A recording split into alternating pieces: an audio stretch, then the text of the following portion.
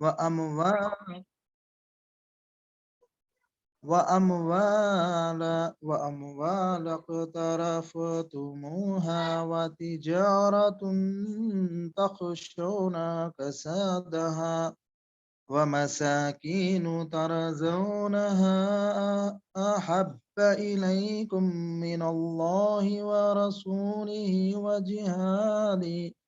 وجهاد في سبيله فتربصوا حتى يأتي الله بأمره والله لا يهدي القوم الفاسقين صدق اللہ العظیم۔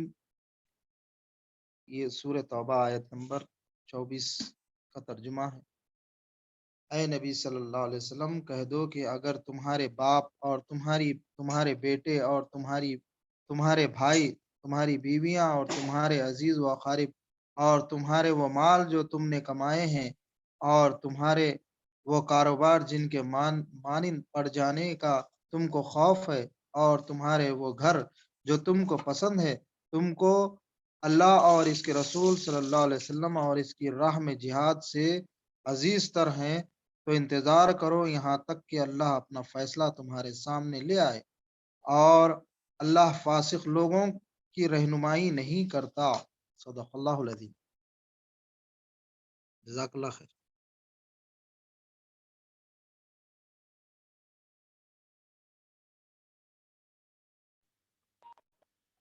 الحمدللہ، جزاک اللہ خیر۔ الحمدللہ الوحدہ والصلاة والسلام علی من لا نبی بعد۔ تمام تعریفیں حمد و ثنا صلی اللہ واحد کے لیے جو اپنی ذات میں یکتا و اکیلا ہے، اور درود و سلام محمد رسول اللہ صلی اللہ علیہ وسلم پر جن کے بعد کوئی اور نبی نہیں۔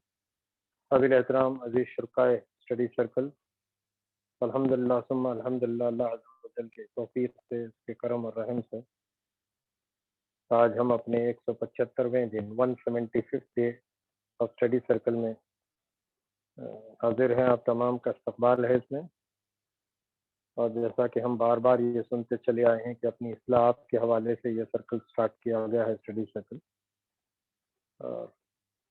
ہم چاہتے ہیں کہ لوگ والنٹریلی اپنے آپ کو پیش کریں، جو پڑھ سکتے ہیں وہ خود بھی پڑھیں، اور جو دوسرے پڑھ سکتے ہیں کسی وجہ سے جھجک ہو تو وہ انفارم کریں تاکہ ان کو بھی کم سے کم آدھا صفحہ پڑھایا جائے۔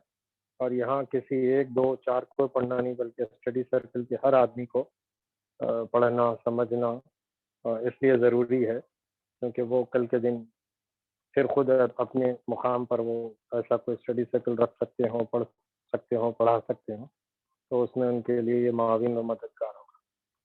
تو سب سے پہلے شاہد بھائی نظر آتے ہیں اوپر، میں جی چاہوں گا السلام کہ علیکم۔ حنیف بھائی بھی پڑھیں گے آج، اور اظہر بھائی اور نیگر بھائی تو ہوں گے کیا سب، اور مبشر حسین صاحب غالباً آپ کا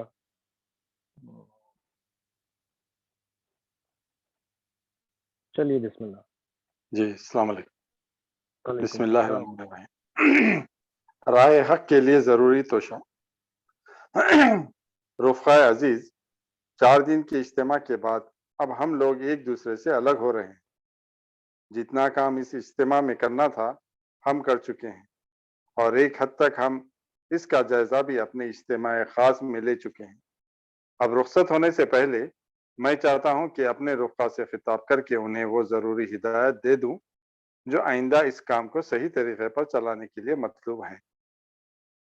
سب سے پہلے تعلق باللہ۔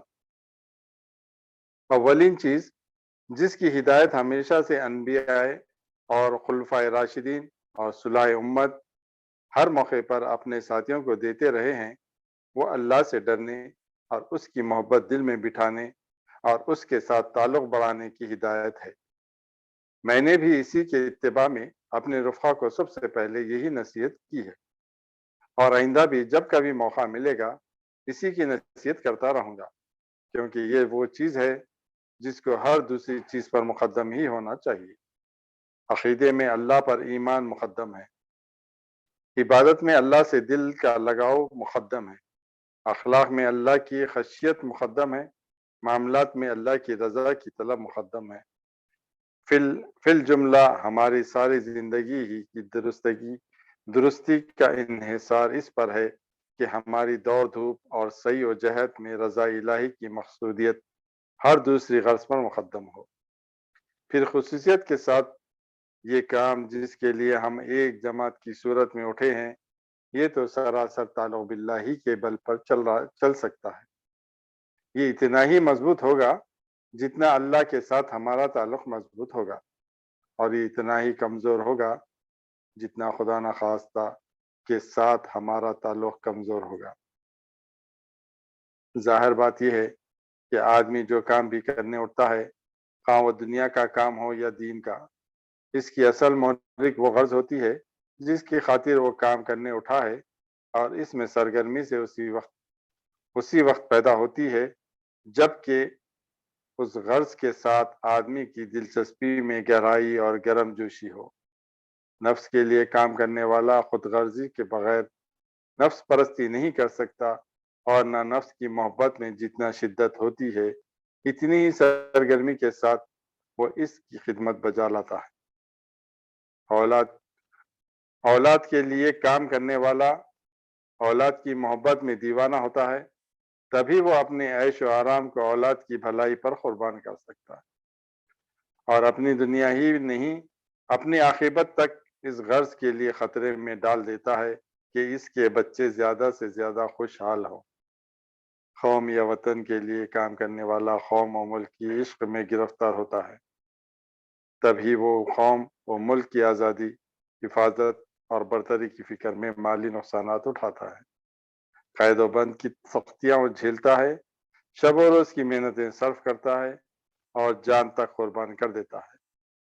اب اگر ہم یہ کام نہ اپنے نفس کے لیے کر رہے ہیں، نہ کوئی خاندانی غرض اس کی محرک ہے، نہ کوئی ملکی اور قومی مفاد اس میں ہمارے پیش نظر ہے، بلکہ صرف ایک اللہ کو راضی کرنا ہمیں مطلوب ہے، اور اسی کا کام سمجھ کر ہم نے اسے اختیار کیا ہے، تو آپ خود سمجھ سکتے ہیں کہ جب تک اللہ ہی سے ہمارا تعلق گہرا اور مضبوط نہ ہو، یہ کام کبھی نہیں چل سکتا، اور اس میں سرگرمی آ سکتی ہے تو اسی وقت جبکہ ہماری ساری رغبتیں علی کلمت اللہ کی صحیح میں مرکوز ہو جائیں۔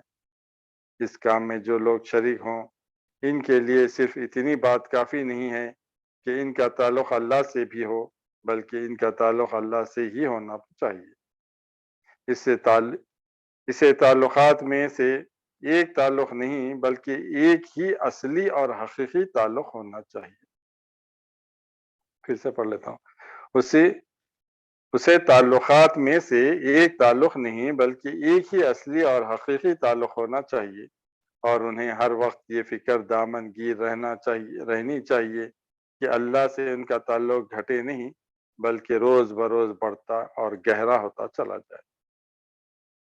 اس معاملے میں ہمارے درمیان دو راہیں نہیں ہیں، تعلق باللہ ہی ہمارے اس کام کی جان ہے۔ جی یہاں رک کے یہاں تک کیا بات جی آئی ہے وہ ذرا ایک دو تین نقطوں کی شکل میں بتا دوں۔ یعنی تعلق باللہ جب اللہ سے جب گہرا ہمارا تعلق ہوگا، مرنا جینا آل اولاد سب اللہ پر قربان کرنے کے لیے جب ہم چلیں گے تو جبھی ہم یہ کام کر سکتے، نہیں اگر سے ہمارا دل دنیا میں بھی لگا ہے، بچوں میں بھی لگا ہے، وقت کے طور پر یہ کر لیں گے تو یہ کام نہیں کر سکتے۔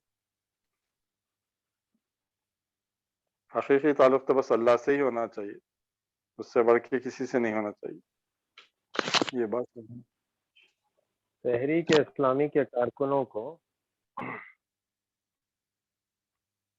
جہاں وہ دنیا جی میں رہتے ہیں، دنیا میں بھی رہیں گے، دنیا بڑھیں گے بھی، بچوں میں ہے تو بھی بچوں سے ان کی محبت ہوگی، الفت ہوگی، چاہت ہوگی۔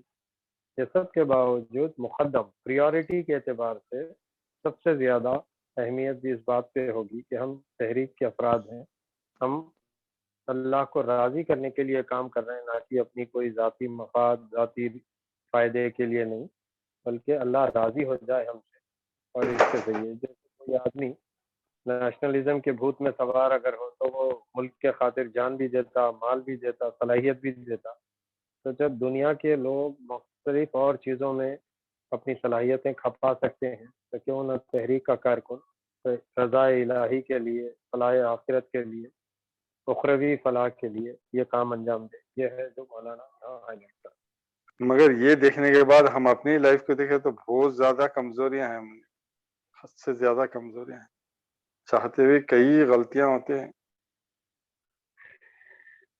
اس موقع پر اللہ کے نبی صلی اللہ علیہ وسلم کا صحابہ کا ایک واقعہ یاد آتا ہے۔ ایک روز دوپہر کے وقت ایک صحابی رسول ہے جن کا نام حنظلہ ہے، وہ اپنے گھر سے باہر نکلے اور یہ پکارتے ہوئے نکلے کہ نافقہ حنظلہ، نافقہ حنظلہ، حنظلہ منافق ہو گیا، حنظلہ منافق۔ تو راستے میں ملاقات ہو گئی ابو بکر صدیق سے، تو کہا کیا بات ہے حنظلہ، سب خیر؟ تو کہا کہ ابو بکر میں یہ دیکھتا ہوں کہ جب میں اللہ کے رسول کی محفل میں ہوتا ہوں اور آپ لوگوں کے درمیان ہوتا ہوں تو محسوس کرتا ہوں کہ میں اللہ کی محبت سے سرشار ہوں اور دین کی اہمیت میرے ذہن میں واضح رہتی ہے۔ جب بھی بچوں میں جاتا ہوں تو یہ کم ہو جاتی ہے اور بھی بچوں کی طرف لگاؤ اور محبت اور وہ چیزیں غالب آ جاتی ہیں، تو کہیں میں منافق تو نہیں ہو گیا۔ حضرت ابو بکر نے کہا کہ یہ کیفیت تو میری بھی ہے، چلو اللہ کے رسول کی خدمت میں جائیں۔ تو پہنچے اور اللہ کے رسول سے دریافت کیا تو اللہ کے رسول نے ان سے کہا کہ اگر تم اسی کیفیت میں رہو جس کیفیت میں میری درمیان محفلوں میں رہتے ہو تو ایسا ہوگا کہ راستہ چلتے ہوئے فرشتے تم سے مصافحہ کریں، یہ ممکن نہیں۔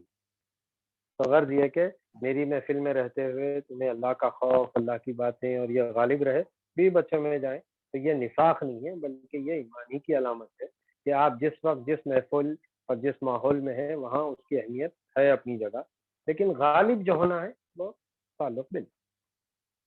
مگر بعض وقت غالب ہو جاتے ہیں منی بھائی، نہیں، اب بہت۔ آپ اصل میں یہ آسان جی کام نہیں ہے، اس پہ ڈیولپ کرنا پڑے گا۔ جی آپ مثال کے طور پہ اپنی نشستوں میں، اپنی برخاست میں، اپنی پرسنل لائف میں، اپنے بزنس میں، اپنے دوست، ہر لیول پر آپ کو ایک مجاہدہ کرنا پڑے گا یہ بتانے کے لیے، ظاہر کرنے کے لیے کہ میرے تمام ان دنیاوی مشاغل میں سب سے پریورٹی میری جو ہے وہ میرا رب مجھ سے راضی ہو، میرا تعلق اللہ سے مضبوط ہو، اور میں تحریک کا کارکن۔ اگر یہ غالب رہے گا تو آپ یہ نہیں کہہ سکتے کہ ذمہ داری ملے گی تو کروں گا، جس کو ذمہ داری ہے اس پر تو طاری ہوں گا، بھائی مجھے کیا فرق پڑتا نہیں۔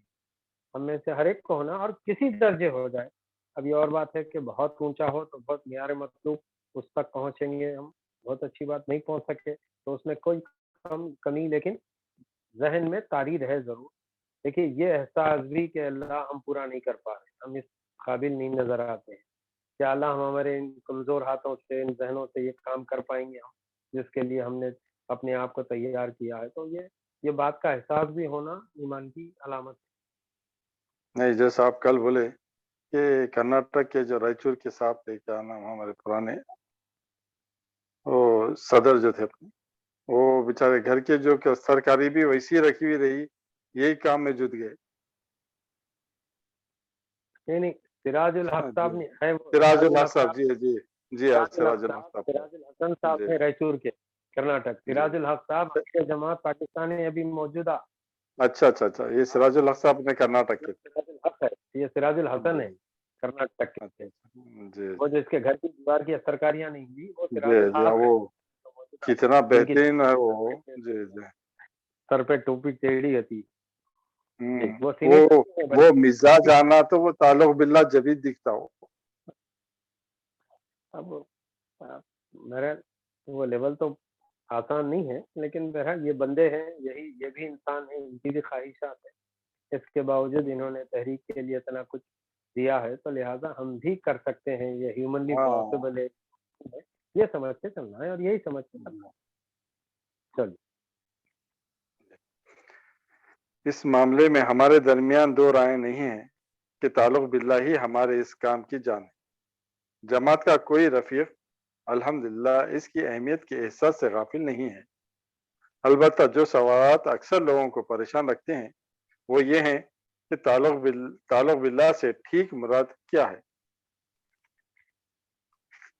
اس کو پیدا کرنے اور بڑھانے کا طریقہ کیا ہے، اور آخر ہم کس طرح یہ معلوم کریں کہ ہمارا تعلق واقعی اللہ سے ہے یا نہیں ہے، اور ہے تو کتنا ہے۔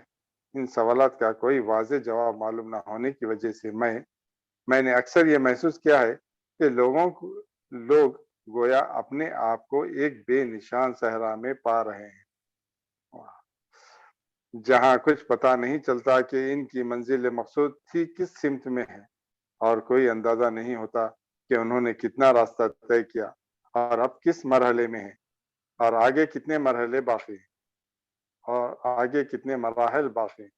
اسی وجہ سے بسا اوقات ہمارا کوئی رفیق مبہم تصورات میں گم ہونے لگتا ہے، کوئی ایسے طریقوں کی طرف مائل ہو جاتا ہے جو موصول المقصود نہیں ہے، کسی کے لیے مقصود سے قریب کا تعلق اور دور کا تعلق رکھنے والی چیزوں میں امتیاز کرنا مشکل ہو رہا ہے، اور کسی پر حیرت کا عالم طاری ہے۔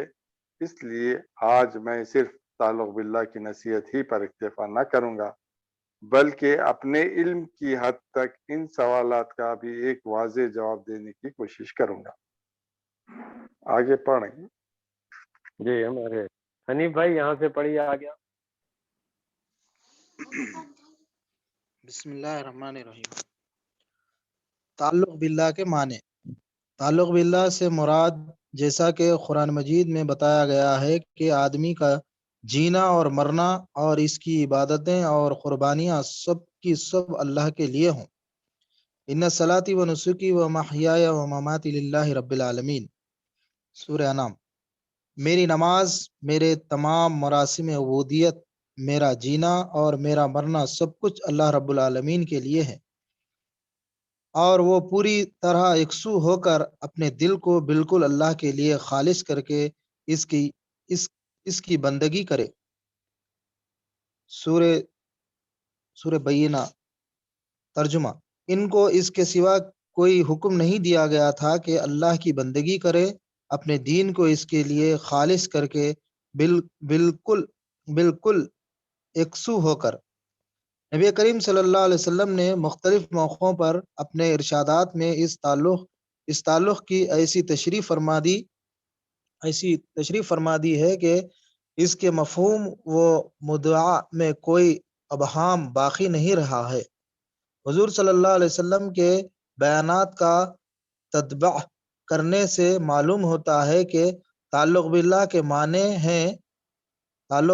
معنی ہے خشیت اللہ فی السر والعلانیہ، کھلے اور چھپے ہر کام میں اللہ کا خوف محسوس کرنا، اور یہ کہ ان تکون بما فی یدی اللہ اوثق بما فی یدک، اپنے ذرائع و وسائل کی بنسبت تیرا بھروسہ اللہ کی قدرت پر زیادہ ہو، اور یہ کہ آدمی اللہ کو راضی کرنے کے لیے لوگوں کو ناراض کر لے، اور اس کے بالکل برعکس بات یہ ہے کہ آدمی لوگوں کو راضی کرنے کے لیے اللہ کی ناراضگی مول لے۔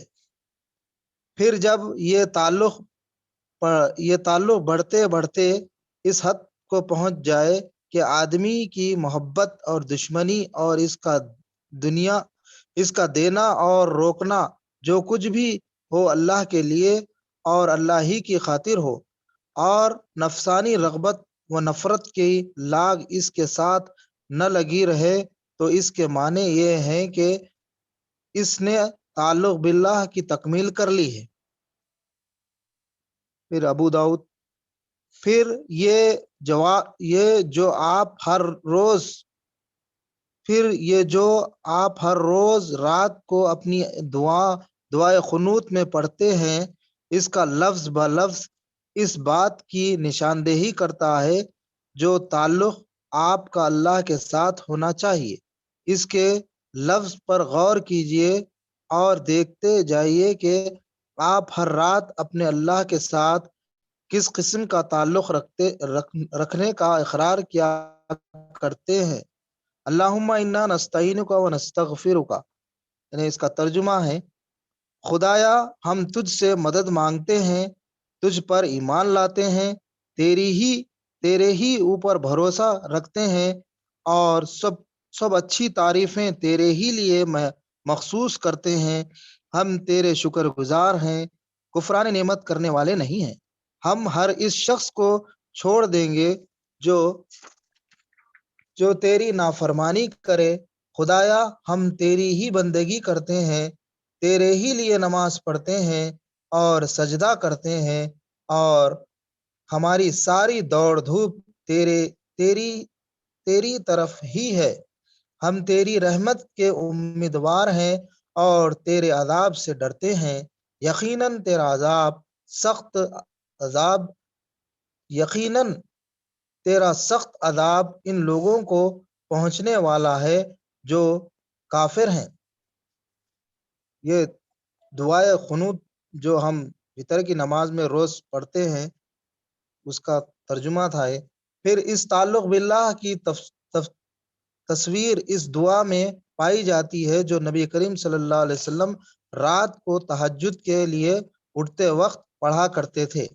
اس میں آپ اللہ کو خطاب کر کے عرض کرتے ہیں، خدایا میں تیرا ہی مطیع فرمان ہوں اور تجھ ہی پر ایمان لایا، اور تیرے ہی اوپر میں نے بھروسہ کیا، اور تیری ہی طرف میں نے رجوع کیا، اور تیری خاطر میں لڑا اور تیرے ہی حضور اپنا مقدمہ لایا۔ تعلق باللہ بڑھانے کا طریقہ یہ ہے ٹھیک نوعیت اس تعلق کی جو ایک مومن کو اللہ سے ہونا چاہیے۔ اب دیکھنا چاہیے کہ اس تعلق کو پیدا کرنے اور بڑھانے کا طریقہ کیا ہے۔ اس کو پیدا کرنے کی صورت صرف ایک ہی ہے، اور وہ یہ ہے کہ آدمی سچے دل سے اللہ وحدہ لا شریک کو اپنا اور ساری کائنات کا مالک، معبود اور حاکم تسلیم کرے، الوہیت کی تمام صفات اور حقوق اور اختیارات کو اللہ کے لیے مخصوص مان لے، اور اپنے قلب کو شرک کے ہر شعبے سے پاک کر دے۔ یہ کام جب آدمی کر لیتا ہے تو اللہ سے اس کا تعلق قائم ہو جاتا ہے۔ رہا اس تعلق کا نشو نما تو وہ دو طریقوں پر منحصر ہے، ایک فکر و فہم کا طریقہ اور دوسرا عمل کا طریقہ۔ یا کچھ بولنا ہے؟ نہیں بولیے، جی بات واضح ہے۔ عمل کا اوپر جی عمل کا جو ہے طریقہ جی ابو داؤد کی ایک حدیث سنائی گئی ہے، من احب للہ و ابغض للہ و عطا للہ و منع للہ فقد استکمل الایمان۔ اس کا ترجمہ مولانا نے پہلے بیان کر دیا۔ وہ کیا تھا؟ پھر جب یہ تعلق بڑھتے بڑھتے اس حد کو پہنچ جائے کہ آدمی کی محبت اور دشمنی، اس کا دینا، اس کا رکنا، اور جو کچھ بھی ہو اللہ کے لیے اور اللہ ہی کی خاطر ہو، اور نفسانی رغبت اور نفرت کی لاگ اس کے ساتھ نہ لگی رہے، تو اس کے معنی یہ ہے کہ اس نے تعلق باللہ کی تکمیل کر لی۔ یہ ابو داؤد کی حدیث کا ترجمہ جو ہے گفتگو میں مولانا نے پہلے سنا، اور یہ جو آپ نے الفاظ دعائے قنوت کے پڑھے ہیں، یہ وہ ہے جو عام طور پہ ہم میں سے ہر ایک کو کم و بیش یاد ہے، کہ ہم اس بات کا وعدہ کرتے ہیں اللہ سے کہ اللہ خدایا ہم تجھ سے مدد مانگتے ہیں، تجھ پر ایمان لاتے ہیں، تیرے ہی اوپر بھروسہ رکھتے ہیں، اور سب اچھی تعریفیں تیرے ہی لیے مخصوص کرتے ہیں، ہم تیرے شکر گزار ہیں، کفرانی نعمت کرنے والے نہیں ہیں۔ یہاں تک تو پازیٹیو بات ہے۔ اس کے بعد ہم ہر اس شخص کو چھوڑ دیں گے جو تیری نافرمانی کرے گا۔ ایک تو ہے کہ کیا اچھی باتیں ہیں، کیا تعریف ہے، کیا کر رہے ہیں وہ سنا ہے۔ ایک دوسرا ہے کہ اللہ جن لوگوں کو ہم دیکھتے ہیں کہ جو نافرمان ہیں، اعلان یا چھپے چھپے نافرمانیاں کریں، اللہ ہم ان سے اپنا تعلق توڑ لیں گے، ہم ان کے ساتھ اپنی دوستیاں رشتہ داریاں نہیں بنائیں گے۔ یہ مقصود ہے۔ خدایا ہم تیرے ہی بندگی کرتے ہیں اور تیرے ہی لیے نماز پڑھتے ہیں اور سجدہ کرتے ہیں، اور ہماری ساری دوڑ دھوپ تیری طرف۔ یہ دو باتیں ہوں گی۔ تیسری چیز، نبی کریم صلی اللہ علیہ وسلم جب رات کو اٹھتے تو تہجد میں یہ دعا مانگتے۔ یہ اصل میں تعلق باللہ کے وہ وضاحتیں ہیں جو مولانا نے یہاں کی۔ جی بسم اللہ فکر و فہم کے طریقے سے اللہ کے ساتھ تعلق بڑھانے کی صورت یہ ہے کہ آپ قرآن مجید اور احادیث صحیح کی مدد سے ان نسبتوں کو تفصیل کے ساتھ اور زیادہ سے زیادہ وضاحت کے ساتھ سمجھیں جو آپ کے اور خدا کے درمیان فطرتاً ہے اور بالفعل بالفعل ہونی چاہیے۔ ان نسبتوں کا ٹھیک ٹھیک احساس و ادراک اور ذہن میں ان کا استحضار صرف اسی طریقے سے ممکن ہے کہ آپ قرآن و حدیث کو سمجھ کر پڑھیں، بار بار اس کے مطالعے کی تکرار کرتے رہیں اور ان کی روشنی میں جو نسبتیں آپ کے اور خدا کے درمیان معلوم ہوں ان پر غور و فکر کر کے اور اپنے حالات کا جائزہ لے کر دیکھتے رہیں کہ ان میں سے کس کس نسبت کو آپ نے بالفعل قائم کر رکھا ہے، کہاں تک اس کے تقاضے آپ پورے کر رہے ہیں اور کس کس پہلو میں آپ کیا کمی محسوس کرتے ہیں۔ یہ احساس اور یہ استحضار جتنا جتنا بڑھے گا انشاءاللہ اسی تناسب کے ساتھ اللہ سے آپ کا تعلق بھی بڑھے گا۔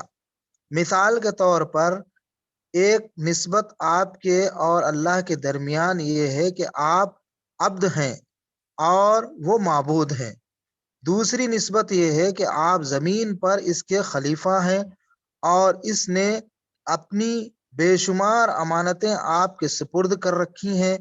تیسری نسبت یہ ہے کہ آپ ایمان لا کر اس کے ساتھ ایک بیع کا معاہدہ کر چکے ہیں جس کے مطابق آپ نے اپنی جان و مال اس کے ہاتھ بیچی ہیں اور اس نے جنت کے وعدے پر خریدی ہے۔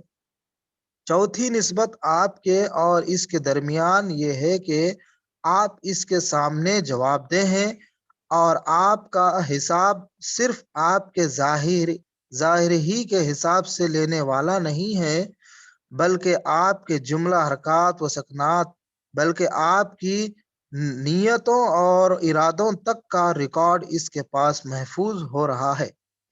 غرض یہ اور دوسری بہت سی نسبتیں ایسی ہیں جو آپ کے اور اللہ تعالیٰ کے درمیان موجود ہیں، بس انہی نسبتوں کو سمجھنے، محسوس کرنے، یاد رکھنے اور ان کے تقاضے پورے کرنے پر اللہ کے ساتھ آپ کے تعلق کا بڑھنا اور قریب تر ہونا موقوف ہے۔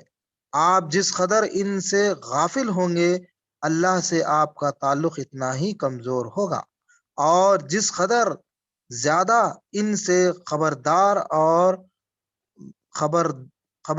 اور ان کی طرف متوجہ رہیں گے اس قدر آپ کا تعلق گہرا اور مضبوط ہوگا۔ لیکن جی یہاں تعلق باللہ کیسے بڑھایا جاتا ہے یہ طریقہ بتا رہے ہیں مولانا۔ جی نمبر ایک کہا ایک فکر و فہم کا طریقہ ہے، دوسرا عمل کا طریقہ ہے۔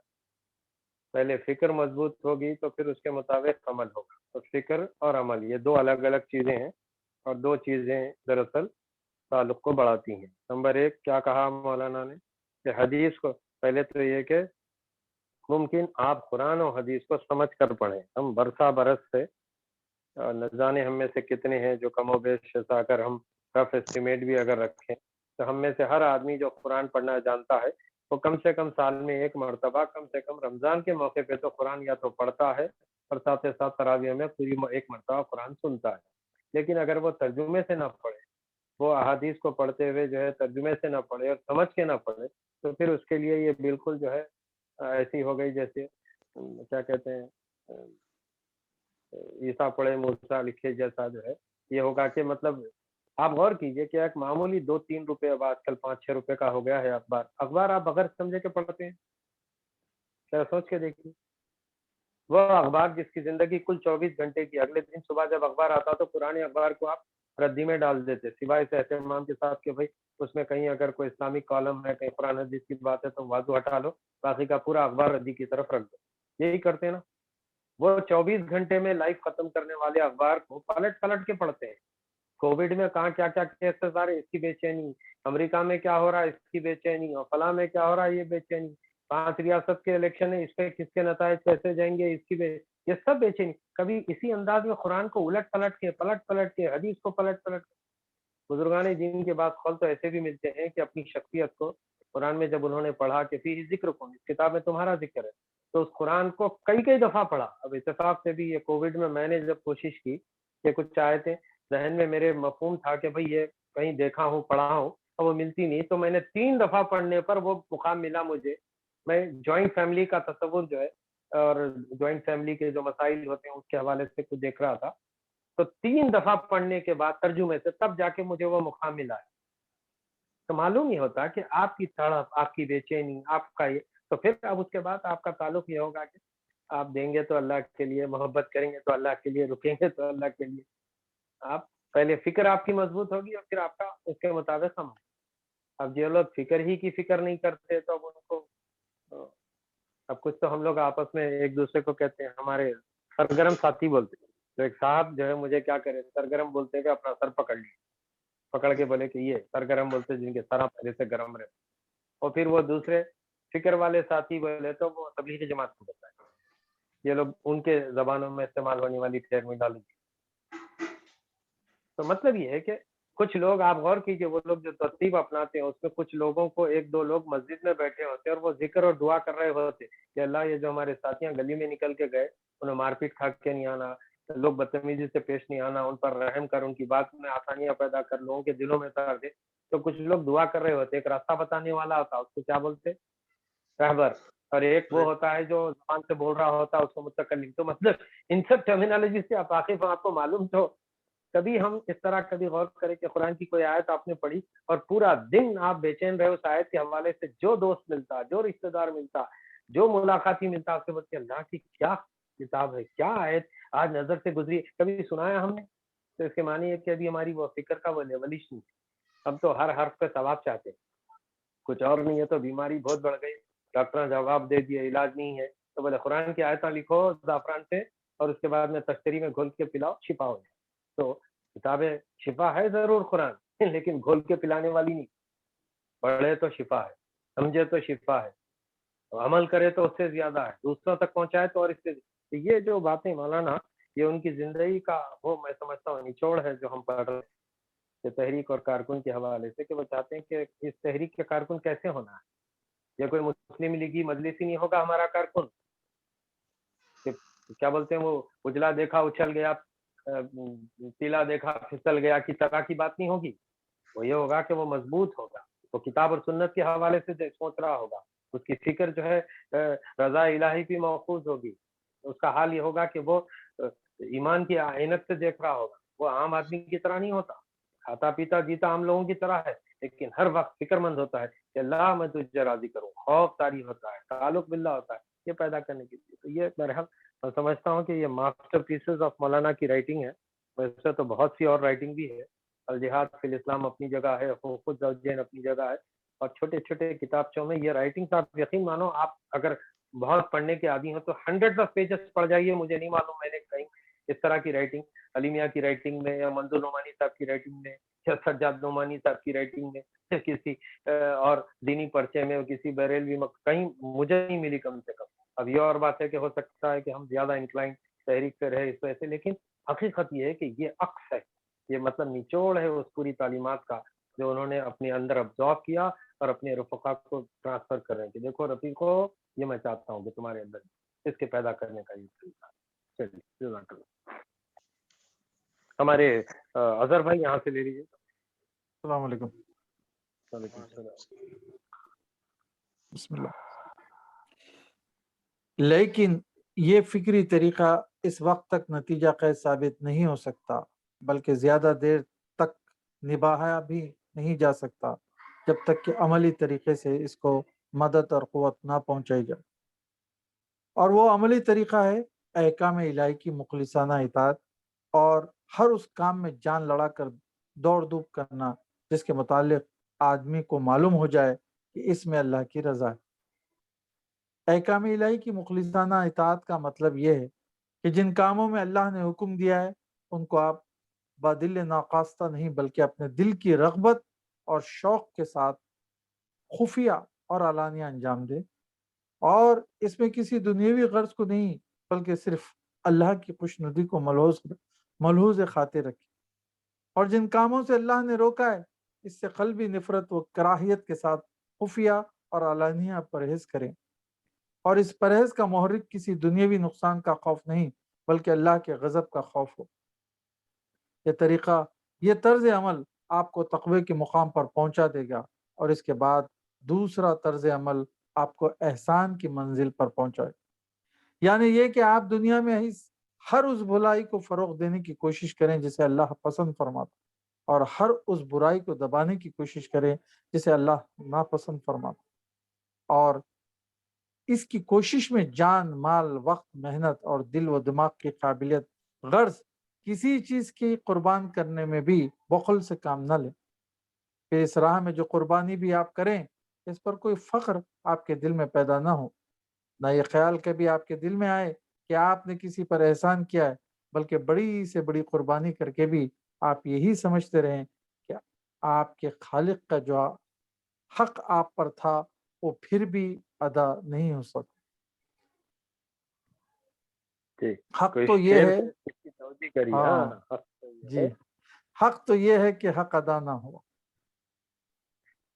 اور شروعات میں جو باتیں پڑھی آپ نے اس پر یہ ہے کہ خیرت نے کہہ بھی دیا لا الہ تو کیا ہے، دل و نگاہ نہیں تو کچھ بھی نہیں۔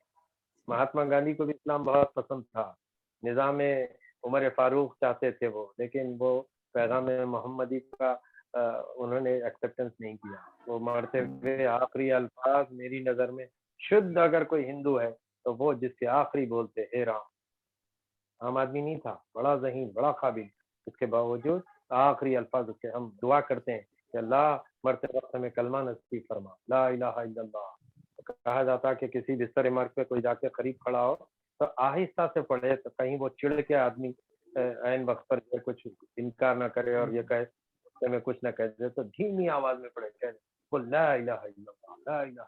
تو غرض یہ کہ یہ ہے جب وہ خرد بنتی ہے، فکر بنتی ہے، اور ویسے اگر ہم عمل کریں گے تب جا کے لگے گا کہ ہم جو کچھ باتوں کو مانتے ہیں ذہنی طور پہ تو اس کے مطابق ہے، ورنہ ذہنی عیاشیاں تو کرنے کے لیے بہت سے لوگ لفاظیاں کرتے ہیں اور محفلوں میں بہت اچھا بھی لگتا ہے، لیکن جب وہ عمل اور اطاعت کی بات آتی ہے یہ ہے وہ آزمائش جہاں آدمی اور پریشانی۔ چلیے، جان دی ہی اس کی تھی، حق تو یہ ہے کہ حق ادا نہ ہوا۔ تعلق باللہ کی افزائش کے وسائل۔ اس طرز عمل کو اختیار کرنا در حقیقت کوئی آسان کام نہیں ہے، ایک نہایت دشوار گزار گھاٹی ہے جس پر چڑھنے کے لیے بڑی طاقت درکار ہے، اور یہ طاقت جن تدبیروں سے آدمی کے اندر پیدا ہو سکتی ہے وہ یہ ہیں: ایک، نماز، نہ صرف فرض اور سنت بلکہ حسب استطاعت نوافل بھی، مگر یاد رکھیے کہ نوافل زیادہ سے زیادہ اقفا کے ساتھ پڑھنے چاہیے تاکہ اللہ سے آپ کا ذاتی تعلق نشوونما پائے اور اخلاص کی صفت آپ میں پیدا ہو۔ نفل خوانی کا اور خصوصاً تہجد خوانی کا اظہار بس اوقات ایک خطرناک قسم کا ریا اور کبر انسان میں پیدا کر دیتا ہے جو نفس مومن کے لیے سخت مہلک ہے، اور یہی نقصانات دوسرے نوافل اور صدقات اور افکار کا اظہار و اعلان میں بھی پائے جاتے ہیں۔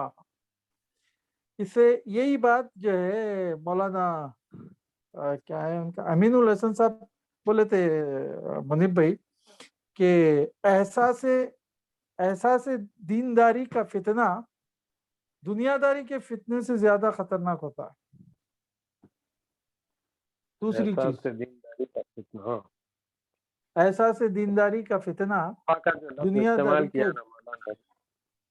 نافل زیادہ سے زیادہ اخفا کے معنی خفیہ، چھپی ہوئی، ہڈن، ان نوٹس۔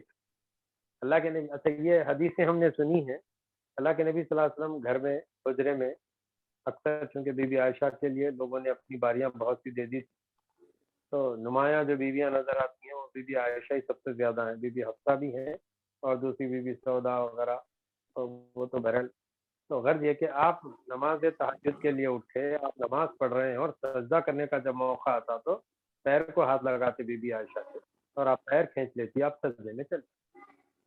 تو اس کے معنی یہ تھے کہ آپ تہجد کے لیے اتنا لمبا لمبا وقت، اور کبھی تو بی بی عائشہ کو ڈاؤٹ یہ ہوتا کہ اللہ کے رسول کی کہیں روح پرواز نہ ہو گئی، پتہ نہیں ہل رہے نہ جھل رہے، کتنا لمبا سجدہ.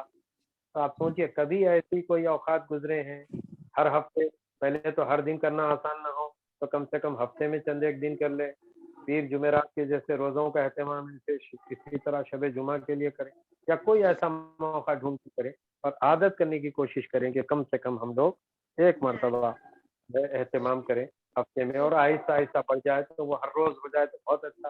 تو یہ نوافل دراصل وہ والنٹری پریئرز ہیں. فرض نماز میں نے اور آپ نے اگر نہیں پڑھی اور نظام اسلامی قائم ہوگا تو ہم سے سزا لی جائے گی، پوچھا جائے گا اور جواب دینا پڑے گا، فائن لگے گا، کوڑے لگیں گی کہ مسلمان ہوتے ہوئے نماز نہیں پڑھ رہا. لیکن یہ نوافل وہ ہیں جو اپنے مراتب کو، ہمارے پوزیشن کو، ہمارے اسٹیٹس کو جو ہے اللہ سے قریب کرے گی. چل نمبر 1. مگر نمبر بعض 2 وقت کیا ہوتا ہے حنیف بھائی، اب نوافل پڑھ رہے ہیں تو بھائی فرائض کتنے ہیں، آپ وہ سب چھوڑ دے کے نفل میں پڑے ہوئے ہیں کیا؟ بعض وقت بات ایسی بھی آتی. وہ تو وہ پہلے ہی بول دیا نا مولانا، لوگ جو ہے اب آپ جب کرنے لگیں گے اور تحریک کے حوالے سے تو دوربین لگا کے گھوریں گے آپ کو. اب ہمارے خاندان میں پیدا ہو کے دیکھو کارکن بول رہا جماعت اسلامی کا، سر ہمارے کل تک دیکھو کیسا دیکھتے تھے ہم، آج جو ہے بڑی نصیحتیں کر رہا، سر سے قرآن دیکھتے کہتے ہیں حالت دیکھو تلاوت برابر نہیں آتی. عالم ہے نا، ایسے ایسے الزامات، ایسی ایسی باتیں کہ آپ کا کیا بولتے ہیں کلیجہ وہ کو آ جائے اور کیا ہو گیا اپنے میرے خلاف اتنا تو یہ ہوگا. اور کہیں اور تو اوپر جو ابھی جیسا اظہر میاں نے کہا کہ امین حسن اصلاحی کا وہ انداز کہ احساس دینداری، احساس دینداری کا وہ جو ہے اتنا غلط تھا کہ کچھ ریزروڈ مقامات ہوتے، پہلی صف میں ملے پلی کی مسجد میں دوسرا آدمی نہیں پڑھ سکتا، اس لیے کہ یہ وہ لوگ رہتے جو 3 چلے لگائے ہوئے 3 سال بھر کا جو ہے وہ فارن ٹور کرے ہوئے رہتے، ان کے لیے مقام مختص ہے، جانی مات بچھا کے چھوڑ دیتے، اور کوئی آنا نہیں، یہ ہمارا مقام ہے بابا، تم آ کے پڑھتے یہاں پہ. چل خدیر بھائی ڈکار لیے ابھی ڈکارنے لیا بھائی میں نہیں یہ احساس دینداری کا فتنہ جو ہے ڈکار نہیں وہ میں کو یہ گلا صاف کیا تھا. اچھا تو پھر بولیے کچھ گلا صاف کرنے کے بعد. آپ یہ چیزیں ذکر الہی میں دے دیجیے 3-4 منٹ، اس کے بعد خدیر بھائی کا سمنگ اپ ہوگا. چلیے اوکے ذکر الہی. ذکر الہی جو زندگی کے تمام احوال میں جاری رہنا چاہیے، اس کے وہ طریقہ صحیح نہیں جو بعد کے ادوار میں صوفیاء کے مختلف گروہوں نے خود ایجاد کی یا دوسروں سے لیے، بلکہ بہترین اور صحیح ترین طریقہ وہ ہے جو نبی صلی اللہ علیہ وسلم نے اختیار فرمایا اور صحابہ کرام کو سکھایا. آپ حضور کے صلی اللہ علیہ وسلم کے تعلیم کردہ افکار اور دعاؤں میں سے جس قدر بھی یاد کر سکیں یاد کر لے، مگر الفاظ کے ساتھ ان کے معنی بھی ذہن نشین کیجیے اور معنی کے اختصار کے ساتھ ان کو وقتاً فوقتاً پڑھتے رہا کیجیے. یہ اللہ کی یاد تازہ رکھنے اور اللہ کی طرف دل کی توجہ مرکوز رکھنے کا ایک نہایت مؤثر ذریعہ ہے. نمبر 3، روزہ. نہ صرف فرض بلکہ نفل بھی. نفل روزوں کی بہترین اور معتدل ترین صورت یہ کہ ہر مہینے 3 دن کے روزوں کا التزام کر لیا جائے اور ان ایام میں خاص طور پر تقوی کی اس کیفیت کو حاصل کرنے کی کوشش کی جائے جسے قرآن مجید روزے کی اصل خاصیت بتاتا ہے. چوتھا، انفاق فی سبیل اللہ. نہ صرف فرض بلکہ نفل بھی.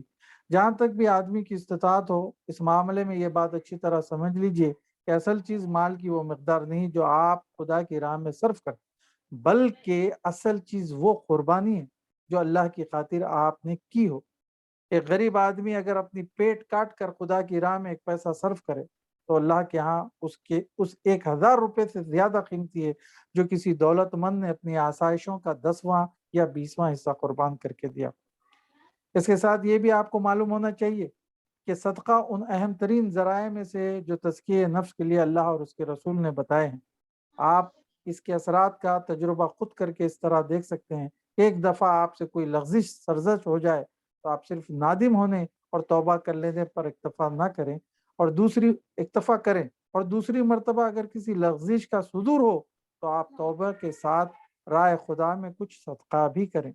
दोनों हालतों में मुआज़ना करके आप खुद देख लेंगे कि तौबा के साथ सदका आदमी के नफ्स को ज़्यादा पाक और बुरे मेलानात के मुकाबले के लिए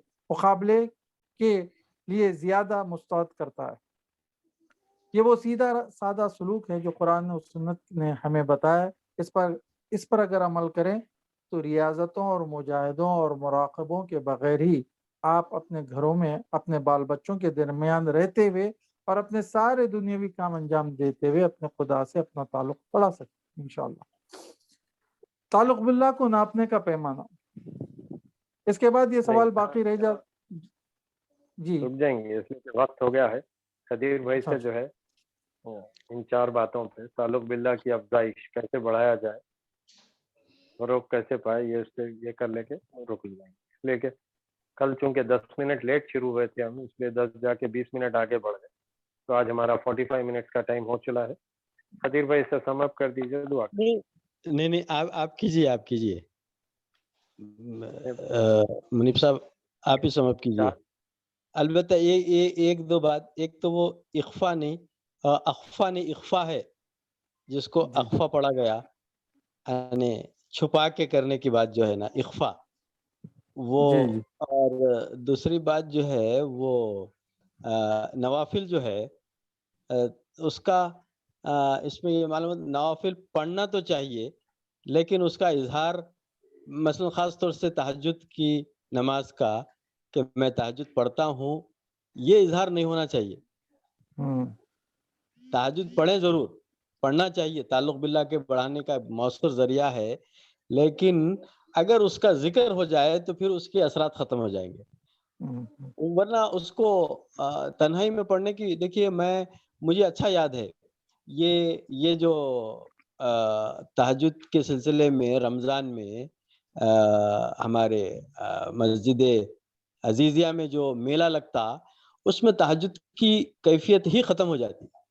मेला नहीं है, एक आदमी अपनी छत पे चला जाए और तन्हाई में, जिसको जब कोई ना देख रहा हो, ऐसे कैफियत में जो है तहज्जुद पढ़ना चाहिए। ये जमातों के साथ पढ़ने का, अच्छा मैं ये ऐसे ही नहीं बोल रहा हूँ, मुझे अच्छा याद है हमारे सैयों के ज़माने में हम लोग निज़ामाबाद की एक मस्जिद में जो है क्या बोलते हैं शब बेदारी का प्रोग्राम था, और नमाज तहज्जुद का वक्त जब हुआ तो हमारे उस वक्त के नाज़िम ज़िला अब्दुल रज़्ज़ाक़ साहब, बहुत गैर मामूली आदमी, वो जो है उनको नहीं मालूम था हम लोग मस्जिद में बैठे हुए हैं बोल के, तो वो मस्जिद में तहज्जुद पढ़ने के लिए आए। पहले ज़माने में देखो मस्जिद के दरवाजे खुले रहते थे, तो नमाज पढ़ने के लिए आए, तो हम लोग बोले मौलाना जमात बना रहे हम लोग, तो बोले उन्होंने जमात से नहीं पढ़े नमाज। मैं कहा कि नहीं मैं तन्हा पढ़ना चाहता हूँ। तो तहज्जुद जो है ये मेला लगाने की जो कैफियत होगी ना अजीजिया में, ये उसके पूरे उसको नुकसान पहुंचा रही। भाई आप भी तहज्जुद पढ़ रहे हैं, मालूम हो रहा है इन्हों भी पढ़ रहे हैं, उन्हों भी, और एक मेला लगा हुआ है।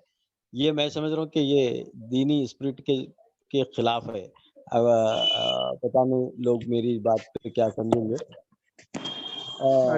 लोगों को अपनी तरफ करने के लिए तो ठीक है ना जी, लोगों को मतलब जो दूर है जमात से उनको थोड़ा सा करीब किया जा सकता है ना इसके जरिए। वो एक ही जरिया है क्या?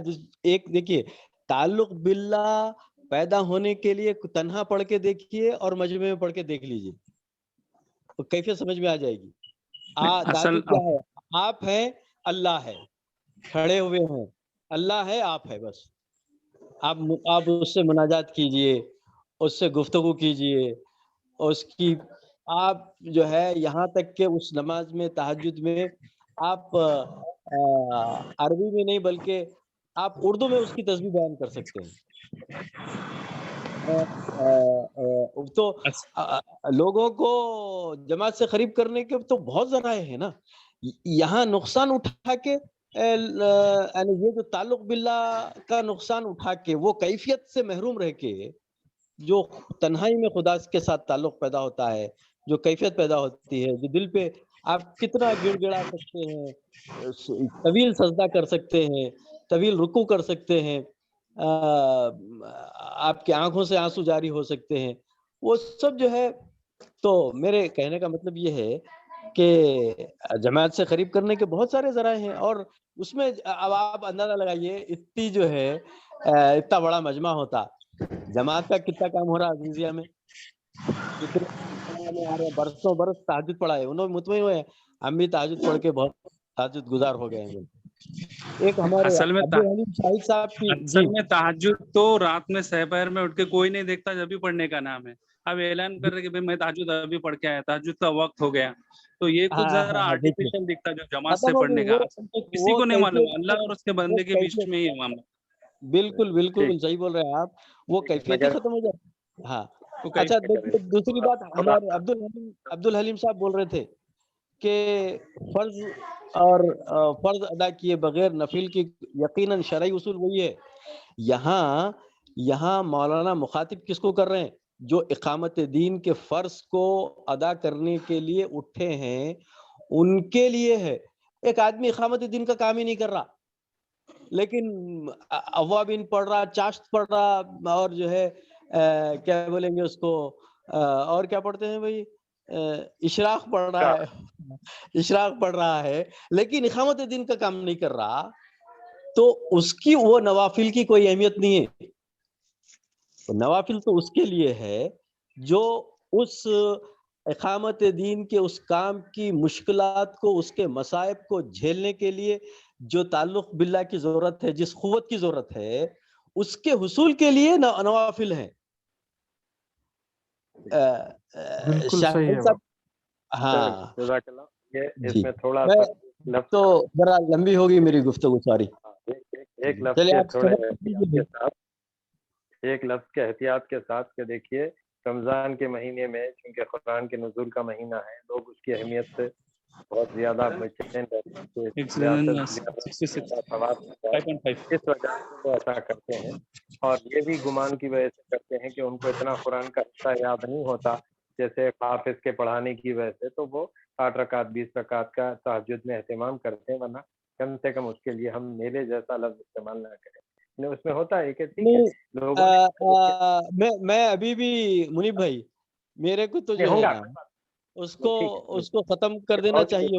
وہ اس پہ انفرادی کو ترجیح دینی چاہیے. میں ایک سنیے, میں ایک اور واقعہ یاد آ رہا. مولانا ہمارے حسن البنا کی روداد ایک کتاب میں ہے, اس کا نام دیکھیے, کتاب کا نام کیا ہے, وہ تو بھول رہا ہوں میں. اس میں واقعہ ہے, ایک صاحب بول رہے ہیں کہ وہ حسن البنا کے ساتھ سفر کرے, اور رات میں جو ہے حسن البنا تہجد کو اٹھنے سے پہلے ان کو تھوڑا سا ہلائے, یہ دیکھنے کے لیے کہ کہیں یہ جاگ تو نہیں رہے ہیں. تو جو ہے نا ویسے ہی انجان رہے. پھر جب وہ اٹھ کے تہجد کے لیے بڑھے, یعنی اخفا جو ہے نا تہجد کے لیے وہ بہت اہم ہے. دیکھیے, میں حسن البنا کی اس بصیرت سے میرے کو یہ رہنمائی ملی ہے کہ تہجد 2 آدمی بھی اگر سفر میں ہیں تو اگر وہ آدمی بھی اٹھ جائے تو کوئی بات نہیں, لیکن انہوں نے ان کو اٹھایا نہیں. اب ابھی منیب بھائی بولے کہ وہ بیویوں کو جو ہے نا حضرت ازواج مطہرات جو ہے نا, آپ نماز پڑھتے تھے لیکن آپ نے اٹھایا نہیں ان کو. یہ ان کے اوپر ڈیپینڈ ہے. تہجد میں اٹھانے اور بٹھانے کی بات کا دخل نہیں ہے, آدمی خود تہجد کے لیے اٹھے, لیکن خود اٹھ کے کسی اور کو اٹھانا, یہ جو ہے میں سمجھ رہا ہوں کہ ہماری تفقہ فی الدین کے اعتبار سے یہ کمزور بات ہے. میں ابھی بھی बहरहाल मैं उसको वही समझ रहा हूँ। चलिए ठीक है दिखा भाई। के पढ़ने के मुकाबले में छुपा के पढ़ना वो ज्यादा बेहतर है। ठीक है, जी जी दूसरा नुक्ता जो था मौलाना ने जो जाहिर किया है कि ताल्लुक बिल्लाह को पैदा करने बढ़ाने के लिए जिक्र इलाही का होना, उसके लिए खानखाई निज़ाम और फलां ने जो अपने तौर तरीक़ों के मुकाबले में कुछ दुआओं का एहतमाम कीजिए, अज़कार का एहतमाम कीजिए जो सही हदीस में पाई जाती हैं। तीसरी चीज़ जो रोज़ों का जिक्र किया है, रोज़ों का आम तौर पे ये सजेस्ट किया जाता है या समझा जाता है कि नौजवानों के लिए सजेस्टेड है, क्योंकि अभी जिनकी शादियां नहीं हुई, इससे जो है शहवत को कंट्रोल करने का मौका होता है। लेकिन ये काफ़ी सिर्फ उन नौजवानों के लिए ही नहीं है, बल्कि उन तमाम लोगों के लिए जो साल के 1 महीने के रोज़े तो बहरहाल वो हरीस हलीम के साथ एग्जैजरेशन और खूब ओवर ईटिंग के साथ गुजारते नहीं। साल भर में जब मौका मिले वो नफिल रोज़ों का एहतमाम करते अगर हो, तो वो उसका एहसास करेंगे कि इन नफिल रोज़े अल्लाह के नबी का तो मामूल ही था, या हम तशरीक जैसे कहते हैं 13, 14, 15 जो चाँद की तारीखों में मुस्तकिल रहा करते। पीर जुमेरात के हवाले मिलते हैं हदीस। तो मतलब ये है कि आप शादीशुदा मल्टीपल वाइफ्स होने के बावजूद नफिल रोज़े रखते। तो इसके मानी है कि हमारे लिए मिसाल है ये दरअसल ताल्लुक बिल्लाह के बढ़ाने के। और फिर आखिरी चीज़ जो मौलाना ने यहाँ कही है वो इंफाक। माल जब तक नहीं लगता अल्लाह के रास्ते में कुछ देना नहीं होता तब तक। और 2 एग्जांपल्स जो दिए हैं कि एक जो है आप जो है कि गरीब आदमी का कुछ थोड़ा-सा दे देना वो उस माल वाले के मुकाबले में बहुत ज़्यादा अहमियत का है। जंग तबूक का माल जमा हो रहा और कोई रात भर बाग में यहूदी के सेंच के 1 सा, सवा 2, 2.5 किलो के खजूर मिले, आधे घर पे रख के आए और आधे लाके शर्माते दे। मदीने में खजूर इंसान तो इंसान जो बढ़ जाते और सब ग्रेड के होते वो जानवर ऊँटों को डालते और उनकी मेंगियों में गुठलियाँ होती थी। तो यहूदी तो मजाक उड़ा रहे थे कि तो अब खजूर जमा करने का वक्त आ गया मदीने में। और अल्लाह के रसूल ने उस माल पर जिसमें हजरत अबू बकर ने पूरा असासा ला के डाला, हजरत उमर ने आधा डाला और हजरत उस्मान ने बेशुमार सोने के सिक्के अशरफियां दिए, उस पर अल्लाह के रसूल ने इस माल को खजूर को रख के कहा रासल माल, असल माल ये है। मतलब ये है कि जाहिर करता है कि गरीब होते हुए अपनी हैसियत में होते हुए वो दे, वो ज्यादा इम्पोर्टेंट है। माल आएगा तो माल में से थोड़ा दे देना कोई मसला नहीं। तो खैर गर्ज ये कि बहरहाल अल्लाह ताला हम सबको इस बात की तौफीक अता फरमाए कि हम जो कुछ पढ़ रहे हैं इसके मुताबिक हमारी जिंदगियां तब्दील हों और जो कुछ हमारी जहनों में बातें इश्काल की हैसियत में और सवालात की हैसियत में हो वो वाज़ेह हो जाए। जैसा कि मौलाना ने कहा कि मैं कुछ डाउट भी क्लियर कर दूंगा, तो ये डाउट थे जो दरअसल हमारे सामने आ गए। और ये एक और बात जो हम आपस में एक दूसरे के साथ करते चलें कि एहतमाम करें। जैसे मिसाल के तौर पे जो आदमी किसी को, अब हम ये जो स्टडी सर्कल मुनाकिद कर रहे हैं गुज़िश्ता 175 दिनों से, हम में से कोई 2 भी अगर ऐसे हों, मिसाल के तौर पे जो आदमी जिससे करीब हो वो एक दूसरे को तरगीब दिलाता रहे। जैसे निज़ाम उसरा के लिए कोई 10-20 आदमी के जमा करने की जरूरत है, 2 आदमी 3 आदमी से हो जाता है। तो आप एक दूसरे को रिमाइंड करते रहे कि भाई जरा तहज्जुद का एहतमाम करें, फलां करें। क्या होता है बाज़ वक्त रिमाइंडर्स भी आदमी को बहुत सी बातों पे आमादा करते हैं और बाज़ वक्त पे लोगों ने अलार्म्स लगाए हैं, बल्कि मैसेजेस इस तरह के भेजे हैं ताकि वो वक्त पे जो है आदमी को ये रिमाइंडर हो कि भाई एक मिस कॉल कर दिया ताकि मालूम हो कि भाई 3 बजे रात को जो है उठ रहा है वो 5 बजे की फजर से 2 घंटे पहले। तो ये इस तरह कोई 1-2 आदमी, एक आध अपने दोस्त, करीबी दोस्त के लिए हम किसी को तो अपना समझे जिससे ये बातें शेयर कर सकें, जिसके ज़रिए से हम एक दूसरे की इस्लाह भी करें और एक दूसरे को अल्लाह के उस क़ुर्ब के करीब ले जाएँ। ये हमको एहतमाम करना चाहिए, वरना हम बहुत रस्मी होते चले हैं। हम प्रोग्राम में मिलते हैं तो उन्हीं लोगों से मुलाकात करते हैं जो जान पहचान के हैं। नए लोगों से ना हटकते हैं, ना सलाम करते हैं, ना मुसाफा करते हैं, ना बग़ीलगिर होते हैं, ना उनकी मुतालिक जानना चाहते हैं। तो हमारा मामला तो बहुत ढीला-ढीला है। तो हमको यहाँ अपने इस अज़ीम काम के लिए अपने लोगों को पहले तो अपना बनाना और फिर गैरों को और परायों को जो अपना बनाना है वो इससे आगे का काम है। लिहाजा इन दोनों कामों में अल्लाह हमारी भी मदद फरमाए। अल्लाह हमारे इस मिल बैठने को कबूल फरमा ले, हमारी कोताहियों को दरगुजर कर दे, हमारे गुनाहों को माफ़ कर दे, हम सब से राज़ी हो जाए। अल्लाह हम सब तुझसे राज़ी है। इलाहा आलमीन हमें उन रहमान वाले बंदों में से शामिल फरमा जिनकी आंखों को ठंडक उनकी बीवी और उनके बच्चों से पहुंचती है। ए अल्लाह हम सबको मुत्तकियों का इमाम बना दे। ए अल्लाह हम तेरे उन मुखलिस बंदों में से हो जाएं जिन पर शैतान के हरबे नहीं चलते और जिनकी नफ्स की शरारतें काबू में रहती है। ए अल्लाह हमारे अंदर कीना, कपट, हसद, जलन, बुग़्ज़ जैसी बीमारियां अगर हो तो उन सब से हमें दफा फरमा। ए इलाहा आलमीन सारी दुनिया में जो ये बीमारी और महामारी चली है अल्लाह इन सब में उम्मत मुस्लिमा को बिलखुसूस तमाम इंसानियत को बिलुमूम अल्लाह शिफा दे, अल्लाह جن لوگوں نے دعاؤں کی درخواستیں کی ان کی جائز دلی دعاؤں کو قبول فرما لے. وہ بہنیں بیٹیاں جو نکاحوں کی عمروں سے آگے جا رہی ہیں اللہ سب کے نکاحوں کی آسان سبیلیں عطا فرما. وہ مشکلوں میں جو لوگ پریشان ہیں جو قرضوں میں ڈوبے ہیں اللہ ان کے قرضوں کی ادائیگی کی سبیلیں عطا فرما. اے اللہ ہم جو کچھ مانگتے ہیں وہ بھی قبول فرما اور جو نہ مانگ سکے جو رہ گیا دل میں کہیں اے اللہ اسے بھی قبول کر لے. اے اللہ ہم سب سے راضی ہو جا, ہم سب تجھ سے راضی ہیں. سبحان ربک رب العزت عما یصفون وسلام علی المرسلین والحمد للہ رب العالمین. جزاک اللہ خیر و جزا. یہ ہمارا 175واں دن مکمل ہوا. انشاءاللہ کل پھر ہم